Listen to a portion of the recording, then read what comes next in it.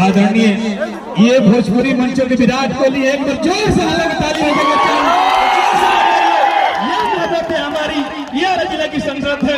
और जब आते हैं तो विराट कोहली की तरह मंच पर क्रिकेट खेलने लगते हैं। आईपीएल हुआ था, अब विराट कोहली से बड़ा दीवाना क्रिकेट के मामला में क्यों बा? तो मंचों के विराट कोहली है, आप सबके चहेते हैं। यार रूप में बुलाएंगे माफिया हम जन्म दीने में वाले तमाम कितने बचती है, ये लोकप्रियता बढ़ जाती है। और ये भैया के द्वारा ये समान एक बार ताली बजा दीजिए। ये चेहरे पर ये बहुत किसी के साथ जोड़ने वाले लोग हैं। आदरणीय मैं चाहता हूँ सम्मान पूर्वक एसकेटी भाई।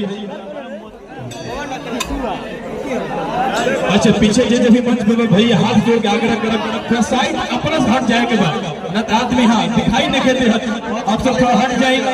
और हरेंद्र कुमार गुप्ता बीडीसी प्रतिनिधि ग्राम हरिगांव पोस्ट सनैया बरहाटा आदरणीय भाई की तरफ से ढेर सारे रुपए पुरस्कार कार्ड भर के हमारे के दिले बड़े जीवन भर के बैंक के खाता में रखो, खर्चे ना करो।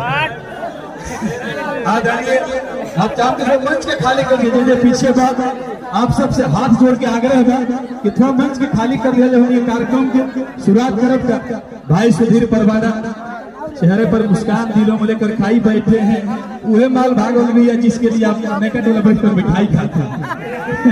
ये होगी सीधे से जुड़ जाएगी। और मैं चाहता हूं कि मंच को शुरू किया जाए। अथवा समझ को फट जागे तो हमने के रात भर सुख पाई ना का और जल्दी बंदे से बियाह होके तो हमने के कार्यक्रम करो घरे आएंगे। हम चाह के थोड़ा बैठ जाएंगे बाद मंच के थोड़ा सा पीछे से खाली कर देवे के बाद हाँ पीछे से खाली कर देवे के मंच के पीछे से खाली कर देवे के बाद भाई अभिषेक आप सब थोड़ा सा हट जी पीछे से ना तो लेवल ना मिल पाई। आदरणीय सब गर्जीवन से आग्रह भाई से आप सब थोड़ा सा मंच के खाली कर दे।